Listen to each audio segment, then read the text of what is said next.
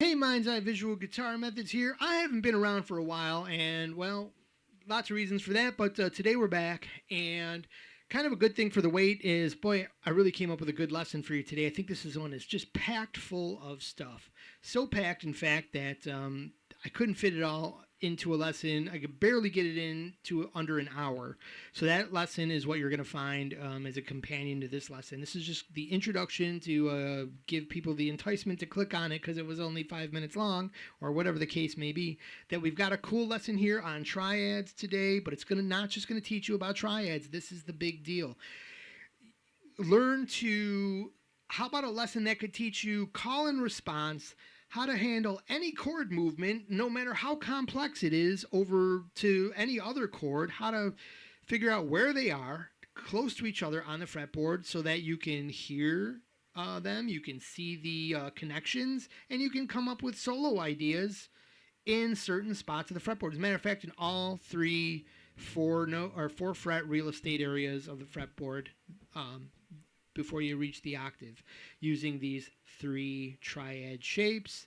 They multiply, you can find them all the way up the fretboard. You can take any of your chord progressions and play them up the fretboard like your favorite artist does. With this understanding, we're going to break it down to these component parts that make this definitely attainable and understandable and something you can visualize even for like an intermediate player.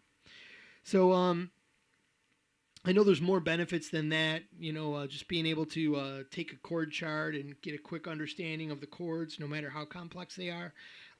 Creating your from the vantage point of creating your own music and coming up with chord progressions that are not diatonic and just finding them without having to make a specific day set aside to explore harmonic minor and come up empty because it didn't make any sense.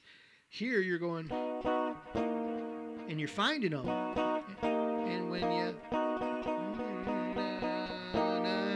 make your way through the melody, then you start connecting them with the trick of singing a melody, because you can connect any one of these chords by singing a melody. That's the reason that a person can claim, oh, you don't need no music theory, just play guitar and make stuff up all day long. I don't know the theory. Well, you need the theory because you'd like to understand and be able to give yourself ideas and directions because you understand what's going on. However, that's how they're doing what they're doing without music theory, and that's why maybe you're less creative with music theory because you got so engrossed in the rules and the mechanics of what music is, what's supposed to be the basics of good sounding music, the major scale. You're like, okay, well, don't go outside of that because if that sounds good, then everything else sounds like crap. But that's not true. Every chord progression has, no matter how horrible the two chords sound together, there's a cinematic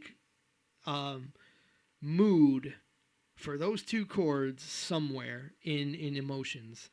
So it's just does it appeal to you? Do you can you make your way through it? Are you going to explore that idea today? That's what that's all about. There is no real two chords that aren't supposed to go together, or the theory police will come and arrest you. So that's how that all works. That being said, that is the intro to today's hour-long lesson. I think I've enticed you to go check it out. You're going to be able to find with two simple techniques involving triads and a little something else that your bass player probably knows a lot about. And with those two techniques, you're going to be able to find these clusters easily. And so I'll leave you with that. Thank you for watching, and check out the part 2 to this. Thank you.